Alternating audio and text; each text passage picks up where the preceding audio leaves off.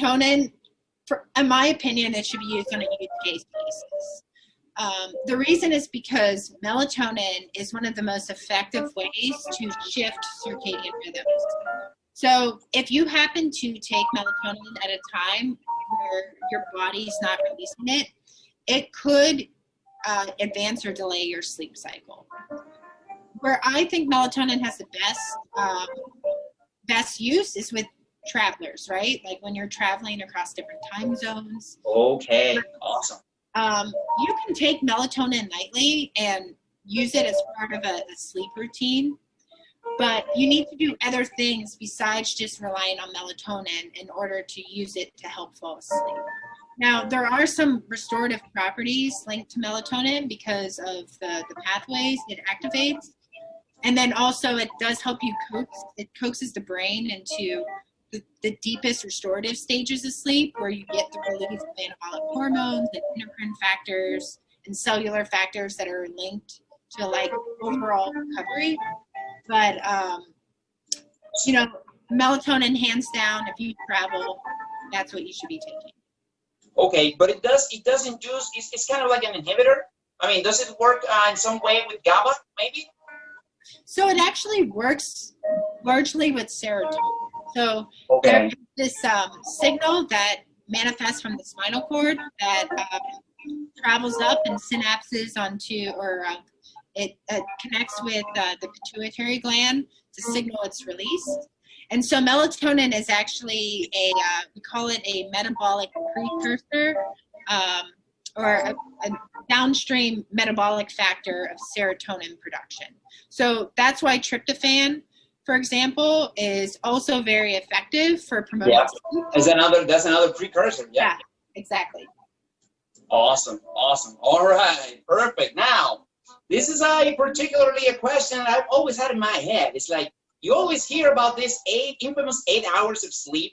Yeah. And I've read a lot that it's actually, you know, being correlated by science and studies lately, that it does actually is the number that we, most adults need. Now, why not 7.5 hours? Why not 6? Why not 7?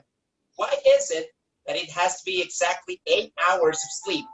It's a great question. Is like any threshold there? Like it has to be 8 hours? Why is it?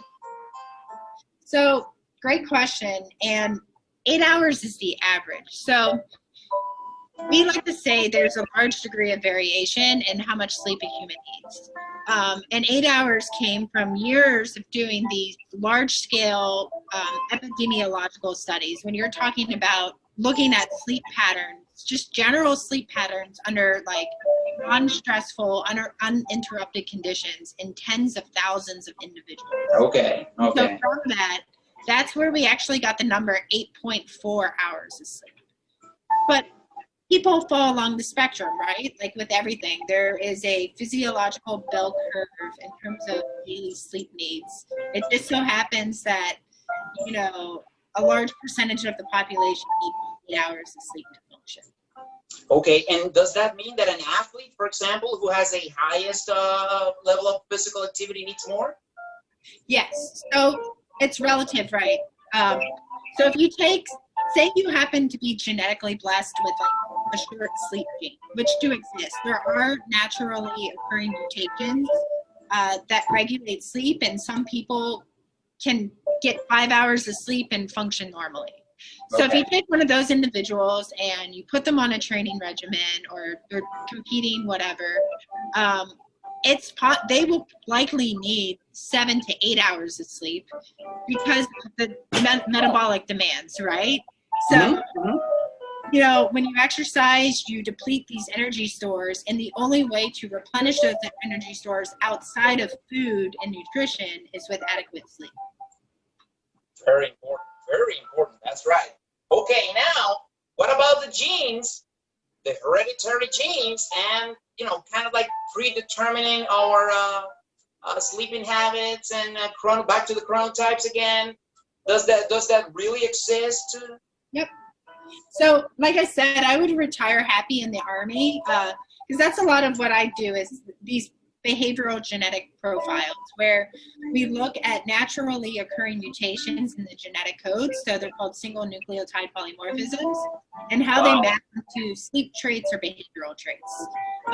So that skeletal protein in muscle, that's one of the genes, right? Because it helps those individuals are resilient to sleep deprivation. There's another one called DEC2. Those individuals only need 2 to 4 hours of sleep at night. Unbelievable. There's a gene called P.H.D, and people who have that are like chronic night shift workers. So they stay up really late and then they wake up very late. So the genetic code can shape a lot of human behaviors. And that's why, when you look at elite populations, right, you look at professional athletes, you look at special military forces, you look at corporate executives, and even the presidents and senior leaders of our country, they all have these unique genetic attributes that sort of pre-select them for certain job requirements. So it's not all things are equal in everyone, unfortunately. Unbelievable. And it's nothing. It's something that they do maybe subconsciously. It's not that they know. Oh, I know I have this, or they just kind of like.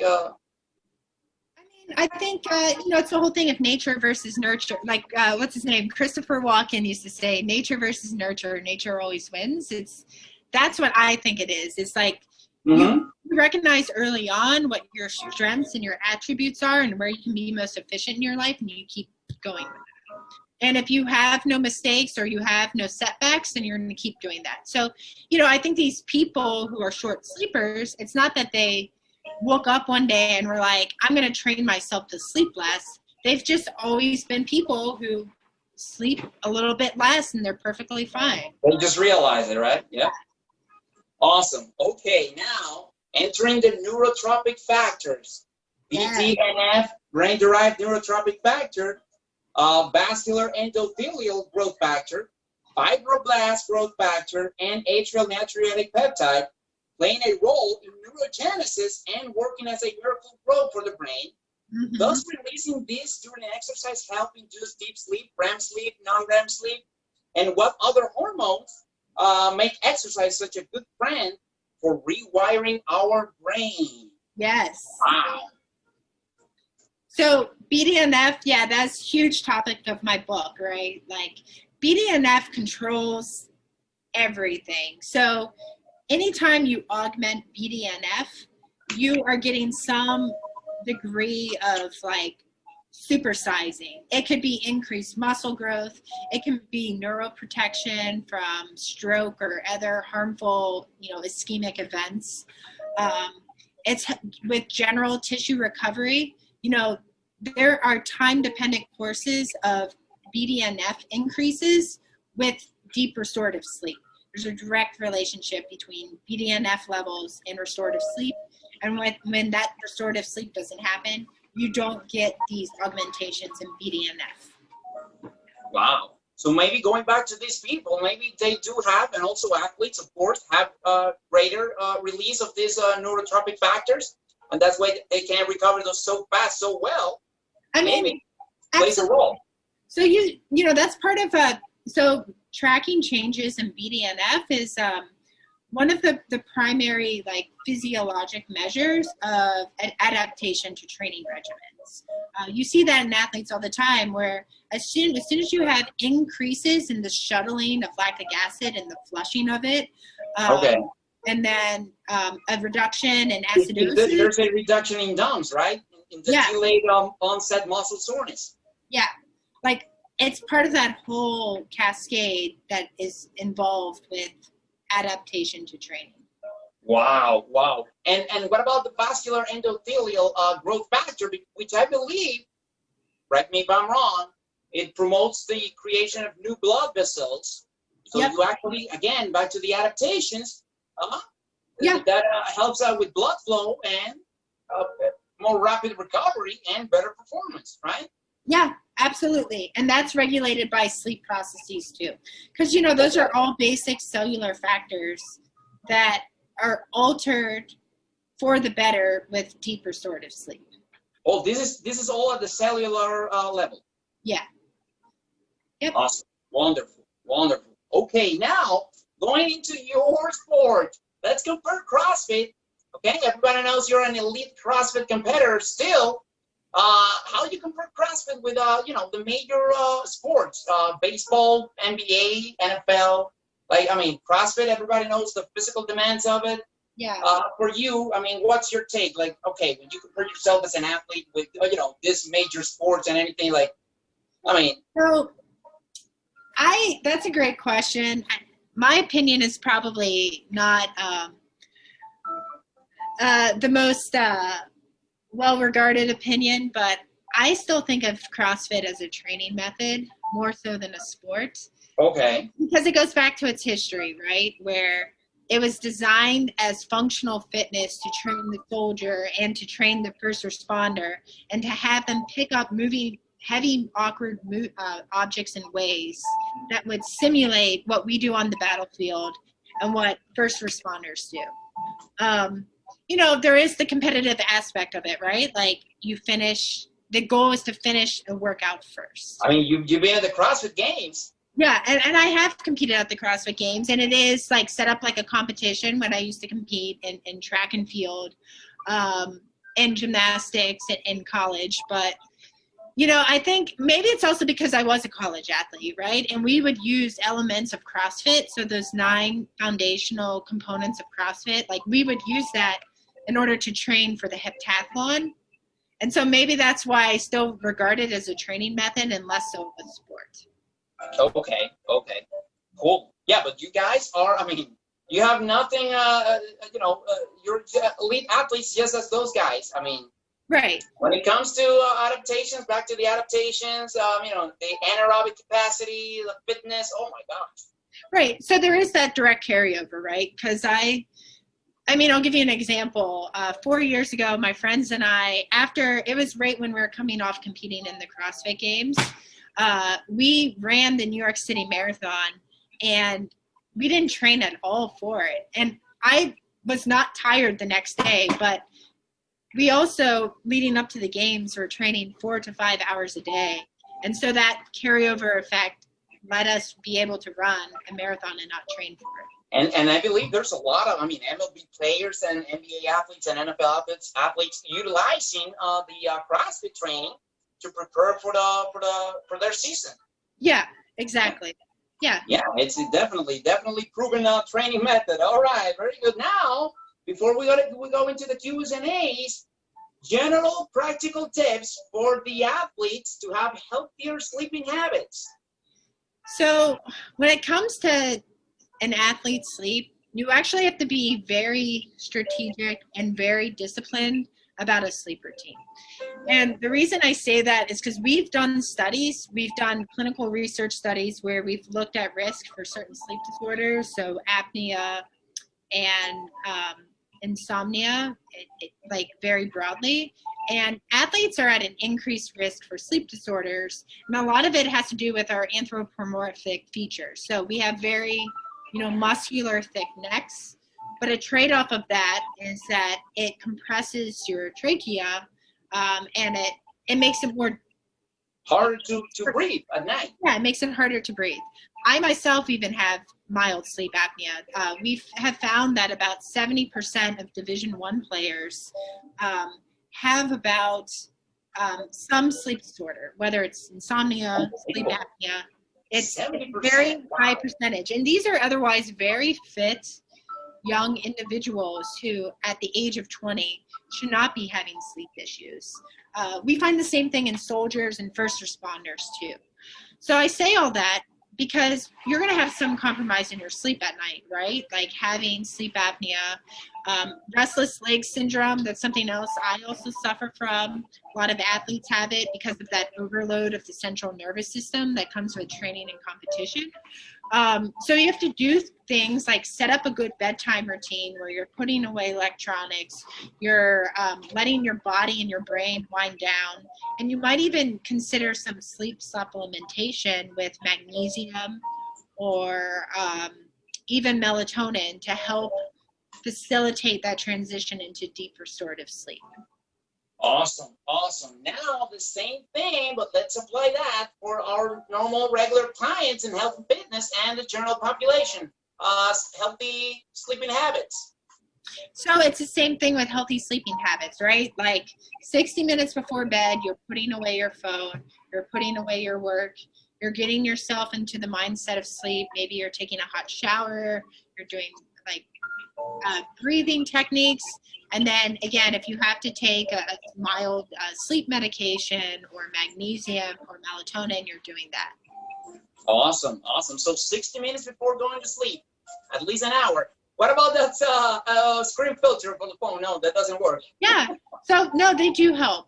But the problem with the screen filter is that it keeps people on their phone longer.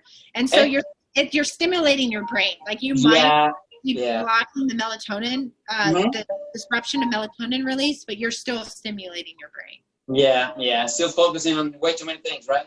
Yeah, exactly. Will this be a great time to do foam rolling like we do in the CES and NASM, like the self-myofascial rolling? Yes. That's now called, and the stretching and meditation also, or yoga? That's also very effective too, absolutely. Perfect. Okay, dun, dun, dun, dun. So now we're going for our Q's and A's. Oh, yes, sir. So without further ado, here we go. Anna Maria, one of my clients, is asking, are back to the melatonin, are melatonin supplements addictive, and will the body not produce it if you take it for a long time? That's the first question. So that's a misnomer. Supplementing with melatonin has no bearing on the natural release. The natural release is dependent on light. And the blue light inhibits melatonin release. No light stimulates melatonin release.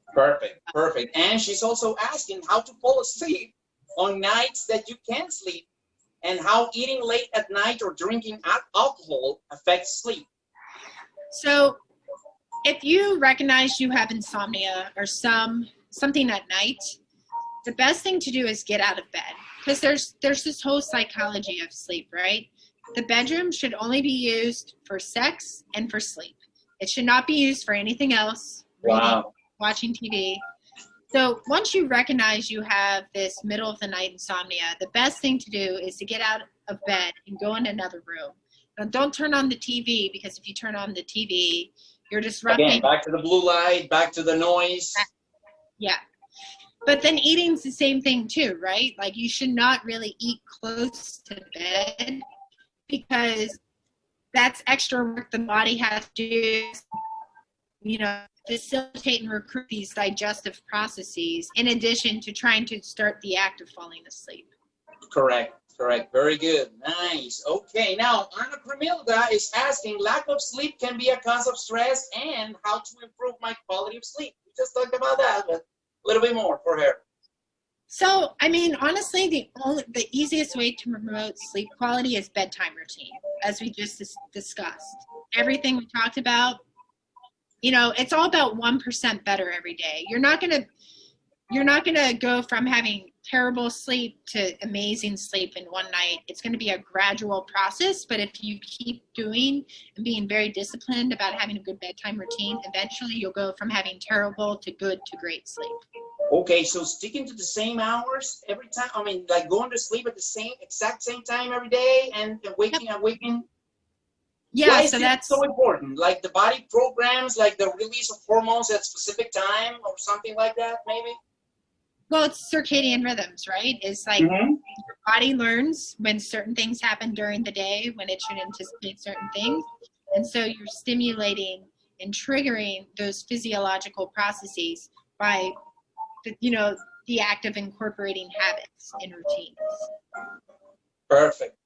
Okay, now next one, the zone. This is my question, I gotta admit. The zone, when I wrestle, oh my gosh. In wrestling, like you get into, this so-called zone for athletes, like you get this huge extreme focus and you barely hear, you hear the crowd or the noise, but it's just a noise. You don't listen. You just hear the noise. You're not paying attention to that.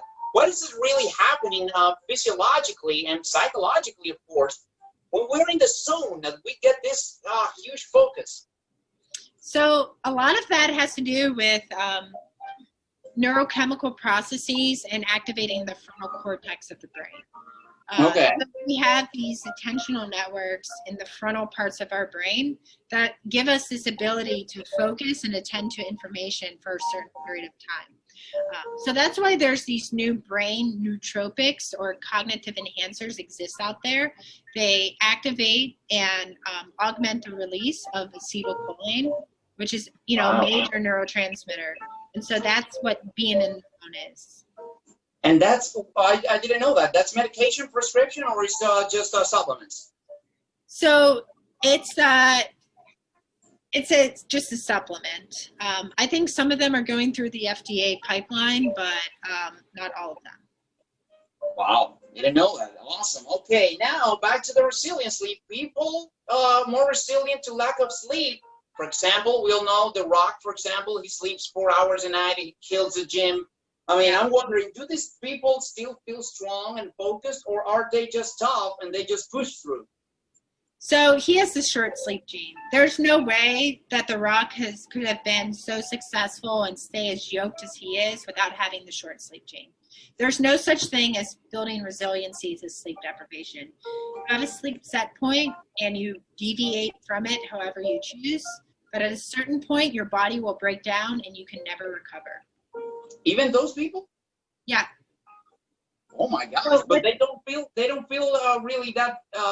So he's different, right? He's a genetic freak. Like, he works really hard, right? Don't get me wrong. He's taking full advantage of his genetic gift for being a short sleeper.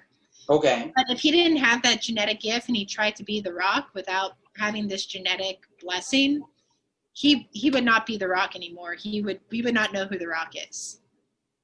Unbelievable. But they do still feel a little more tired or slower or less focus? Or no.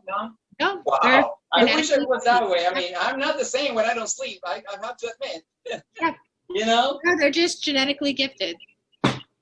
Unbelievable. Wow. Awesome. Okay, last one but not least. I couldn't have you on the show without asking you or talking about caffeine. Okay. I am a caffeine, lover. Oh, yeah. Oh, that's the adenosine, right? Yep, exactly. Awesome. I love caffeine. What do you have to tell people? Like, they say, oh, caffeine's bad and so, harmful or whatever, and I don't take caffeine, it's addictive. Please. Caffeine is a wonderful drug. Caffeine source matters. Natural caffeine from coffee, great. It's an antioxidant, it's neuroprotective. Caffeine from energy drinks is terrible, neurotoxic, it kills brain cells.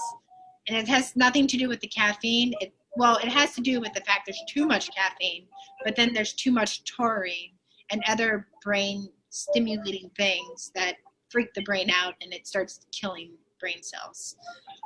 So caffeine source does matter, but timing also matters. So if you're taking caffeine and keeping it under 200 milligrams at a time, which is less caffeine that's in a single energy drink, and you do that every 3 or 4 hours, you're good and you'll never have issues. And so that's kind of like the most that you should take per every single time. But there isn't like a limit, like in 24 hours, let's say. Isn't there a threshold with like a maximum? We shouldn't go past that in 24 hours? If you are trying to get a good night of sleep, you should stop caffeine around 4 or 5 p.m. So that being said, if you're taking 200 milligrams every 3 to 4 hours, starting at 0:08 in the morning, that should be 600 milligrams of caffeine. Yeah. Very nice. Awesome. Wow, so many topics. We can talk all day. Awesome, unbelievable. Thank you so much for being on our show. Oh, absolutely. Okay. Yeah. And we have to do another one very soon. You do. We'll figure out the topic or, I love your energy. Thank you so much. I love your knowledge. So we make a great team, definitely. You do. Thank you so much. okay? And we'll see you next time. Let's see what people say now, okay? All Hopefully right. I'm pretty sure they're going to want us back here, okay? Okay. Thank you so much. Bye-bye. Bye.